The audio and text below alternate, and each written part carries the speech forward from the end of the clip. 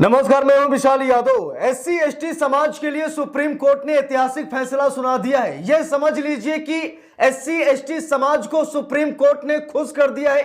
CJI Suryakant के इस फैसले से एससी एसटी समाज बहुत ही खुश हो गया है और बाबा भीमराव अंबेडकर साहब के जयकारे लगाने लगा है। हम सभी लोगों को मालूम है कि अगर आज एससी एसटी समाज में कंधा से कंधा मिलाकर चल रहा है, बड़ी बड़ी संवैधानिक संस्थाओं तक पहुंच रहा है, आगे बढ़ रहा है, तो ये बाबा भीमराव अंबेडकर साहब की देन है और किसी की नहीं। हम सभी लोग अच्छी तरीके से जानते हैं। और आज जो कुछ भी दलितों, पिछड़ों, आदिवासियों को अधिकार मिल रहा है, अल्पसंख्यकों को अधिकार मिल रहा है, ये सब कुछ संविधान की देन है। इसीलिए हम सभी लोगों को आखिरी सांस तक संविधान की रक्षा करनी ही है, क्योंकि ये मनुवादी बड़ी कोशिश कर रहे हैं कि भीम स्मृति हटा करके मनु स्मृति लागू कर दी जाए और मनु स्मृति के हिसाब से देश चले।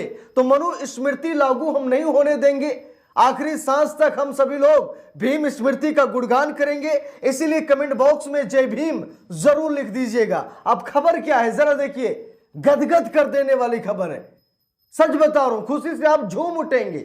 सुप्रीम कोर्ट ने जबरदस्त फैसला सुनाया है और एससी एसटी समाज को खुश कर दिया। जरा देखिए, खबर में लिखा भी है, लॉ ट्रेंड की रिपोर्ट है, लिखा है कि निजी भूमि पर एससी एसटी समुदाय का अवैध कब्जा भी लीगल फिक्शन के तहत हो सकता है नियमित, सुप्रीम कोर्ट। जरा देखिए, निजी भूमि पर अगर किसी की जमीन पर एससी एसटी समाज का कोई अवैध कब्जा है, अवैध निर्माण है, किसी ने घर बना लिया, होता है कि लोगों को मालूम नहीं होता है, वो लोग किसी दूसरे की जमीन पर घर बना लेते हैं।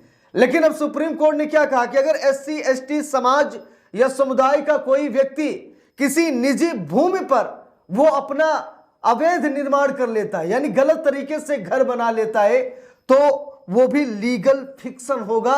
यानी कि ना तो उसे तोड़ा जाएगा, ना ही उस पर कोई दावा ठोक सकता है। यह सिर्फ और सिर्फ एससी एसटी के लिए हुआ है, यानी कि अनुसूचित जात और अनुसूचित जनजात यानी आदिवासी समाज के लिए यह फैसला आया है। इसमें ओबीसी अल्पसंख्यक के लिए ऐसा कुछ नहीं है। यह सिर्फ और सिर्फ एससी एसटी के लिए सुप्रीम कोर्ट ने फैसला सुनाया है। लिखा भी है, निजी भूमि पर एससी एसटी समुदाय का अवैध कब्जा भी लीगल फिक्शन के तहत हो सकता है नियमित, सुप्रीम कोर्ट। देखिए, लिखा भी है, सुप्रीम कोर्ट ने एक महत्वपूर्ण फैसले में स्पष्ट किया है कि उत्तर प्रदेश जमींदारी विनाश और भूमि व्यवस्था अधिनियम 1950 यूपी जेडए एंड एलआर एक्ट की धारा 123 के तहत अनुसूचित जात यानी एससी और अनुसूचित जनजात यानी एसटी के सदस्यों द्वारा निजी भूमि पर किए गए अवैध कब्जे को वैधानिक रूप से नियमित किया जा सकता है। अदालत ने कहा कि कानून द्वारा बनाया गया लीगल फिक्शन यानी कानूनी कल्पना यह मानता है कि कट ऑफ तारीख तक कब्जे वाली भूमि मालिकों के साथ भूमि का बंदोबस्त हो गया है, भले ही बाद में उस भूमि को गैर कृषि घोषित कर दिया गया हो। अब यहां पर देखिए, मामला समझने की कोशिश कीजिएगा। अभी मैं आपको उदाहरण देकर भी इसे समझाऊंगा अगर समझ में नहीं आ रहा है। लेकिन अगर आपने भी जाने अनजाने में किसी की जमीन पर आपने अवैध निर्माण कर लिया है, तो सुप्रीम कोर्ट का क्या फैसला है जरूर देख लीजिएगा। सच बता रहा हूं, नहीं तो बहुत बड़े संकट में आप फंस जाएंगे। कोई भी आपको डराएगा, धमकाएगा और आपके अवैध निर्माण को, क्योंकि सुप्रीम कोर्ट ने कहा कि अवैध निर्माण को भी नियमित किया जा सकता है, वो कैसे होगा जरा इस खबर को देखिए। यहां पर लिखा भी है, जस्टिस SVN भट्टी और जस्टिस R महादेवन की पीठ ने भूस्वामियों यानी कि राम नारायण और अन्य द्वारा दायर अपील को खारिज कर दिया, जिन्होंने इलाहाबाद हाई कोर्ट के 2007 के फैसले को चुनौती दी थी। तो बात यह है कि भूस्वामियों ने यानी कि जिनकी जमीन थी, राम नारायण और अन्य लोगों ने याचिका दायर की थी सुप्रीम कोर्ट में और कहा था कि इन्होंने हमारी निजी जमीन पर अपना अवैध निर्माण कर लिया। ठीक, इसके बाद सुप्रीम कोर्ट ने उस याचिका को खारिज कर दिया और खारिज करते हुए क्या आदेश जारी किया जरा देखिए। लिखा है, मामले की पृष्ठभूमि क्या है वो जरा देखिए।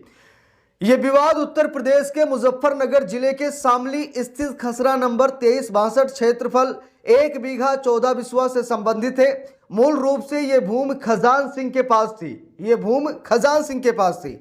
1976-1977 के आसपास अनुसूचित जात जनजात समुदाय के प्रतिवादियों ने इस भूमि पर कब्जा कर लिया और घर बना लिए।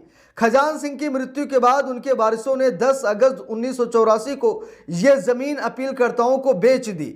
इसके तुरंत बाद अपीलकर्ताओं ने धारा 143 के तहत जमीन को कृषि से आवासीय घोषित करा लिया। हालांकि 1989 में उप जिलाधिकारी यानी एसडीओ कैराना ने तहसीलदार की रिपोर्ट के आधार पर आदेश दिया कि कब्जाधारियों के नाम राजस्व अभिलेखों में दर्ज किए जाएं, क्योंकि उन्होंने 30 जून 1985 को निर्धारित तिथि से पहले वहां घर बना लिए थे। अपीलकर्ताओं ने इस आदेश को इलाहाबाद हाई कोर्ट में चुनौती दी, लेकिन वहां से उन्हें कोई राहत नहीं मिली। पक्षों की दलीलें क्या है वो देखिए। अपीलकर्ताओं का पक्ष क्या है, लिखा अपीलकर्ताओं का मुख्य तर्क था कि एक बार धारा 143 के तहत शोषण होने के बाद जमीन पर यूपी जेडए एंड एलआर एक्ट के प्रावधान धारा 123 सहित लागू नहीं होते। उन्होंने कब्जाधारियों को अतिक्रमणकारी बताया और दावा किया कि हाई कोर्ट ने सिविल कोर्ट के अधिकार क्षेत्र की अनदेखी की है।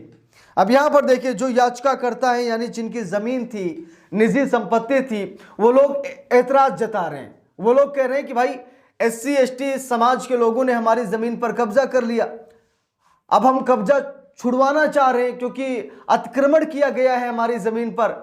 लेकिन सुप्रीम कोर्ट मतलब उनके पक्ष में फैसला नहीं सुना रहा है। देखिए लिखा भी है, प्रतिवादियों यानी राज्य का क्या पक्ष है, लिखा है राज्य की ओर से तर्क दिया गया कि नियमितीकरण की कट ऑफ तारीख 30 जून 1985 थी। यह तर्क दिया गया कि अपीलकर्ता किसी राहत के हकदार नहीं, क्योंकि उनके जमीन खरीदने से पहले ही कब्जाधारियों ने भूमि का स्वरूप बदल दिया था। यानी कि जिस हिसाब से उन्होंने, होता ना कि ये कृषि के लिए भूमि है, ये बंजर भूमि है, ये आवासीय भूमि है।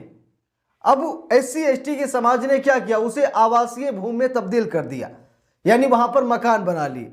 और इन्होंने जो खरीदारी की थी, ठीक है, उन्होंने कृषि के लिए जमीन बताया था, तो मामला फंस गया। कृषि के लिए जमीन नहीं, क्योंकि पहले से ही उसकी रजिस्ट्री किस लिए हो गई, आवासीय के लिए हो गई। देखिए लिखा भी है, कोर्ट का विश्लेषण और महत्वपूर्ण टिप्पणियां। लिखा है कि सुप्रीम कोर्ट ने हाई कोर्ट के निष्कर्षों पर सहमति जताते हुए कहा कि धारा 123(2) में एक लीगल फिक्शन और नॉन ऑब्स्टेंट क्लॉज यानी गैर बाधक खंड शामिल है। कब्जे की प्रकृति पर क्या कहा है सुप्रीम कोर्ट ने, देखिए लिखा है, अदालत ने कहा कि इस सामाजिक आर्थिक प्रावधान को प्रभावी बनाने के लिए पूरी तरह से अप्रासंगिक है कि घर भूस्वामी की सहमति से बनाए गए थे या जबरन कब्जे के माध्यम से। सुप्रीम कोर्ट ने टिप्पणी की, यदि विधायिका का इरादा अनाधिकृत कब्जाधारियों को बाहर करने का होता तो उसने स्पष्ट रूप से कहा होता। तो यहां पर देख सकते हैं आप सभी लोग कि सुप्रीम कोर्ट ने एससी एसटी समाज के पक्ष में फैसला सुनाया और कहा कि यह अवैध अतिक्रमण जरूर है, लेकिन इसे नहीं हटाया जा सकता। एससी एसटी समाज के लिए यह बहुत बड़ी सौगात है। अब आप लोग ऐसा मत कीजिएगा कि किसी की जमीन पर आप ऐसे जाकर घर बना लें, ठीक है, तो ऐसा मत कीजिएगा। लेकिन अगर आपका बहुत लंबे समय से बना हुआ है और अगर आपको कोई परेशान कर रहा, तो आप सुप्रीम कोर्ट हाई कोर्ट का दरवाजा खटखटा सकते हैं, आपकी जीत पक्की है। तो इस पूरे मामले पर आप लोगों की क्या राय है, कमेंट करके जरूर बताइएगा। वीडियो को लाइक शेयर, अगर चैनल पर नए हैं सब्सक्राइब करके सपोर्ट कीजिएगा। मिलते हैं दूसरी वीडियो में, तब तक के लिए बहुत बहुत धन्यवाद।